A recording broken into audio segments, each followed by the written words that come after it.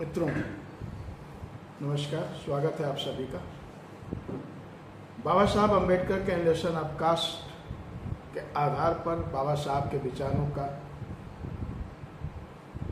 विश्लेषण या कहिए विचारों का पुनर्विचार किया जा रहा है। बाबा साहब आगे लिखते हैं, जब तक आप अपनी सामाजिक व्यवस्था नहीं बदलेंगे तब तक कोई प्रगति नहीं होगा। यानी आपको अपनी सामाजिक व्यवस्था बदलने की आवश्यकता है। आप समाज को रक्षा या अपराध के लिए प्रेरित कर सकते हैं, लेकिन जाति व्यवस्था की नींव पर आप कोई निर्माण नहीं कर सकते। आप राष्ट्र का निर्माण नहीं कर सकते, आप नैतिकता का निर्माण नहीं कर सकते। जाति व्यवस्था की नींव पर आप कोई भी निर्माण करेंगे वह चटक जाएगा और कभी पूरा नहीं होगा। तो बाबा साहब ने जाति व्यवस्था को एकदम नकार दिया है सामाजिक व्यवस्था को बदलने में। अब सवाल यह आता है कि हिंदू सामाजिक व्यवस्था में सुधार कैसे किया जाए, जाति प्रथा को कैसे समाप्त किया जाए। अब इस पे कई बातें बाबा साहब ने रखी हैं। एक विचार उन्होंने रखा कि जाति व्यवस्था में सुधार करने के लिए पहला कदम यह होना चाहिए कि उप जातियों को समाप्त कर दिया जाए, लेकिन बाबा साहब ने इसको भी नकार दिया। बोले अगर उप जाति व्यवस्था, उप जातियां अगर समाप्त होने को तो हो जाएंगी, लेकिन फिर जो जाति व्यवस्था बनेगी वो बहुत ही मजबूत और विनाशकारी होगी। इसलिए उप जातियों के समापन पे हमको सोचना ही व्यर्थ है। और यह विचार इसलिए आया कि जातियों के बीच तौर तरीके और स्तर की अपेक्षा के उप जातियों के तौर तरीके तथा स्तर में अधिक समानता है। और ये साफ कहें कि मेरे विचार से यह धारणा यानी उप जातियों को समाप्त कर दिया जाए, यह गलत है। उन्होंने कोई एग्जाम्पल भी दिए हमें, खान पान और इस सब में अंतर के बारे में बताया है। और उन्होंने कहा यदि यह मान लिया जाए कि उप जातियों का विलय संभव है, तो इस बात की क्या गारंटी है कि उप जातियों के समाप्त होने के परिणाम स्वरूप जातियां निश्चित रूप से समाप्त हो जाएगी?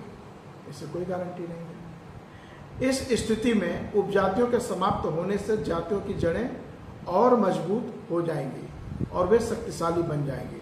परिणाम स्वरूप वे अधिक हानिकर सिद्ध होगी। अतः यह उपाय न तो व्यवहार्य है और न ही कारगर। यह उपाय निश्चित रूप से गलत सिद्ध होगा।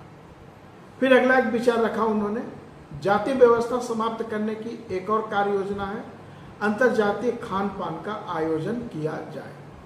मेरी राय में यह उपाय भी पर्याप्त नहीं है। बाबा साहब कहते हैं कि यह उपाय भी पर्याप्त नहीं है, क्योंकि अनेक जातियां हैं जो अंतरजातीय खान पान की अनुमति देती हैं।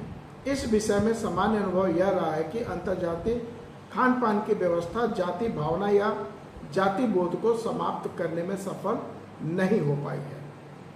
फिर आगे बाबा साहब एक और योजना देते हैं कि मुझे पूरा विश्वास है कि इसका वास्तविक उपचार अंतरजातीय विवाह ही है।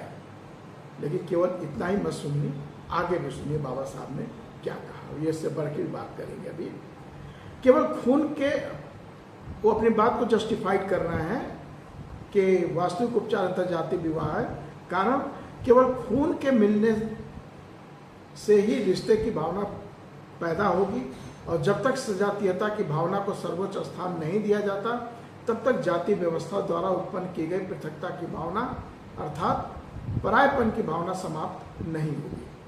हिंदुओं में अंतरजातीय विवाह सामाजिक जीवन में निश्चित रूप से महान शक्ति का एक कारक सिद्ध होगा। गैर हिंदुओं में इसकी इतनी आवश्यकता नहीं है। जहाँ समाज संबंधों के ताने बाने से सुगठित होगा, वहाँ विवाह जीवन की एक साधारण घटना होगी। जैसा कि गैर हिंदुओं में उनके समाज के अंदर भाईचारा ज़्यादा बड़ा है और उस भाईचारा को बनाए रखने के लिए उनका एक तंत्र है, लचीला तंत्र है। इसलिए बाबा साहब ने ये चीज़ कही है। अतः जाति व्यवस्था को समाप्त करने का वास्तविक उपाय अंतरजातीय विवाह ही है। ये किसकी बात कर रहे हैं? ये हिंदुओं की बात कर रहे हैं। जाति व्यवस्था समाप्त करने के लिए जाति विलय जैसे उपाय को छोड़कर और कोई उपाय कारगर सिद्ध नहीं होगा। आपके जात पात तोड़क मंडल ने आक्रमण की यही नीति अपना रखी है। यह सीधा और सामने का आक्रमण है। यानी जात पात तोड़क मंडल का यही कहना है कि अंतर जाति विवाह करिए तो विवाह जाति प्रथा कमजोर होगी या जातियों में विलय होने से फिर जाति का अस्तित्व नहीं रहेगा। आगे पढ़िए। मैं आपके सही निदान और हिंदुओं से यह कहने का साहस दिखाने के लिए आपको बधाई देता हूं कि वास्तव में उनमें क्या दोष है। उनमें मीन्स हिंदुओं में क्या दोष है। सामाजिक अत्याचार के मुकाबले राजनीतिक अत्याचार कुछ भी नहीं है। बाबा साहब का एक कोट बहुत जगह आता है कि सामाजिक अत्याचार के मुकाबले राजनीतिक अत्याचार कुछ भी नहीं है, और वह सुधारक जो समाज का विरोध करता है उस राजनीतिज्ञ से अधिक साहसी होता है जो सरकार का विरोध करता है। आपका यह कहना सही है कि जाति व्यवस्था उसी स्थिति में समाप्त होगी जब रोटी बेटी का संबंध सामान्य व्यवहार में आ जाए। आपने बीमारी की जड़ का पता लगा लिया है, लेकिन क्या बीमारी के लिए आपका नुस्खा सही है? यानी आपने जो निदान पता लगाया है वह सही है? बाबा साहब ने एक और उनकी पीठ भी थपथपाई है कि आपने बड़ा अच्छा सोचा है। अब बाबा साहब अपने मुद्दे पे आ गए हैं। अब ये देखिए, अधिसंख्य हिंदू रोटी बेटी का संबंध क्यों नहीं करते? आपका उद्देश्य लोकप्रिय क्यों नहीं है? उसका केवल एक ही उत्तर है, और वह है कि रोटी बेटी का संबंध उन आस्थाओं और धर्म सिद्धांतों के प्रतिकूल है जिन्हें हिंदू पवित्र मानते हैं। जो हिंदू आस्था है, जो अपने पवित्र आस्था बोलते हैं, उसके अनुसार वो आपके रोटी बेटी संबंध को नकारते हैं। जाति ईंटों की दीवार या कांटेदार तारों की लाइन जैसी कोई भौतिक वस्तु नहीं है जो हिंदुओं को मेल मिलाप से रोकती हो और जिसे तोड़ना आवश्यक हो।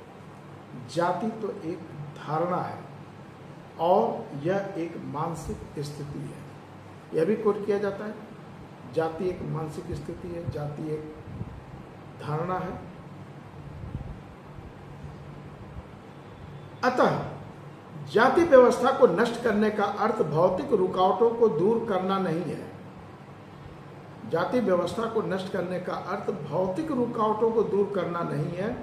इसका अर्थ विचारात्मक परिवर्तन से है, यानी विचार परिवर्तन से है। जाति व्यवस्था बुरी हो सकती है। जाति के आधार पर ऐसा घटिया आचरण किया जा सकता है जिसे मानव के प्रति अमानुषिकता कहा जा सकता है। फिर भी यह स्वीकार करना होगा कि हिंदू समुदाय द्वारा जाति प्रथा मानने का कारण यह नहीं है कि उनका व्यवहार अमानुषिक और अन्यायपूर्ण है।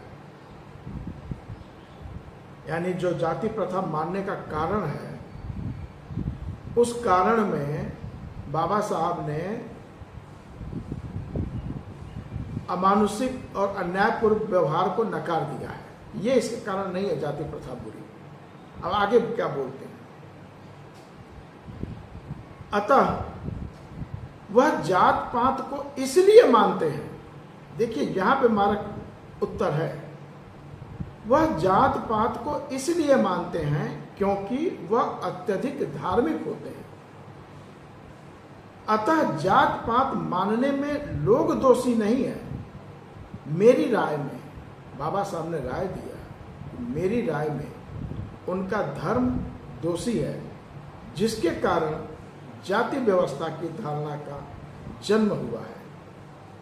यदि यह बात सही है तो यह स्पष्ट है कि वह शत्रु जिसके साथ आपको संघर्ष करना है वे लोग नहीं हैं जो जात पात मानते हैं, बल्कि वे शास्त्र हैं जिन्होंने जाति धर्म की शिक्षा दी है।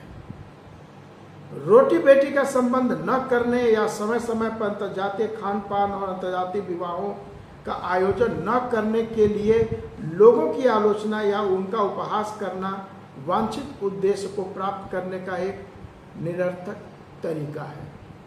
यानी आप बोल दीजिए कि भाई न आप अंतर्जातीय खान पान करते हो, न अंतर्जातीय विवाह का आयोजन करते हो तो आपका रोटी बेटी का संबंध नहीं करते हो तो कैसे जाति प्रथा खत्म होगी। तो उन्होंने कहा है इसके मानने वालों को आपको उनके साथ विरोध नहीं होना चाहिए, बल्कि विरोध उनके साथ होना चाहिए जो उनके अंदर वैचारिकी भरते हैं। वो वैचारिकी आती है धर्मशास्त्रों से।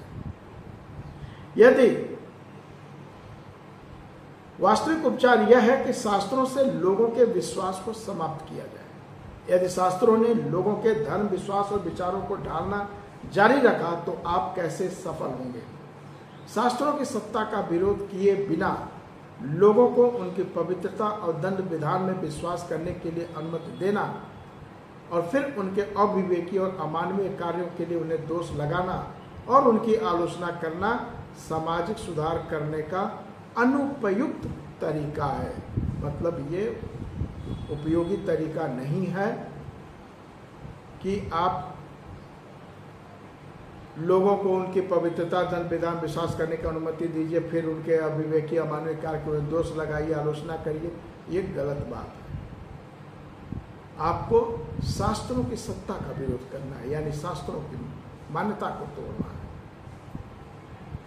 ऐसा प्रतीत होता है कि महात्मा गांधी समेत अस्पृश्यता को समाप्त करने वाले समाज सुधारक यह महसूस नहीं करते हैं कि लोगों के कार्य मात्र उन धर्म विश्वासों के परिणाम हैं जो शास्त्रों द्वारा उनके मन में पैदा कर दिए गए। बाबा साहब ने तो एक अलग ही दिशा में हिट किया कि सारी फसाद की जड़ ये धर्मशास्त्र हैं, इनको आप नेगलेक्ट करो, इनको न मानो तो बात बन जाएगी। दूसरी ओर महात्मा गांधी को कोट करते हुए और ऐसे अनेक सुधारकों को, समाज सुधारकों की उन्होंने बात की कि जो यह मानना ही नहीं चाहते कि यह गड़बड़ी धर्मशास्त्र में है, यह धर्मशास्त्र के द्वारा फैल रहा है, या लोग जो धर्मशास्त्र में विश्वास करते हैं वो उसको लेके कंधे पे ढो रहे हैं।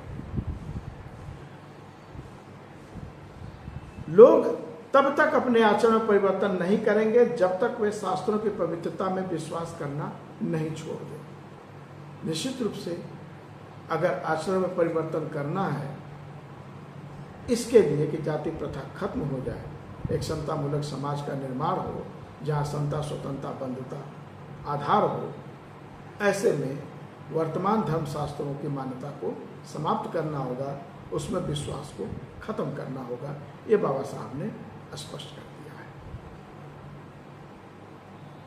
लोग जब तक अपने आचरण में परिवर्तन नहीं करेंगे, जब तक वे शास्त्रों की पवित्रता में विश्वास करना नहीं छोड़ देते जिस पर उनका आचरण आधारित है।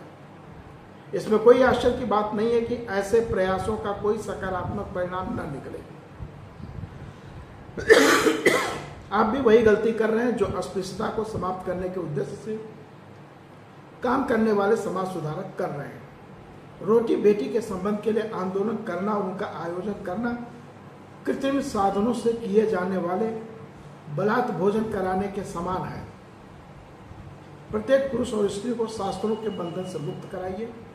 शास्त्रों द्वारा प्रतिष्ठापित हानिकर धारणाओं से उनके मस्तिष्क का पिंड छुड़ाइए।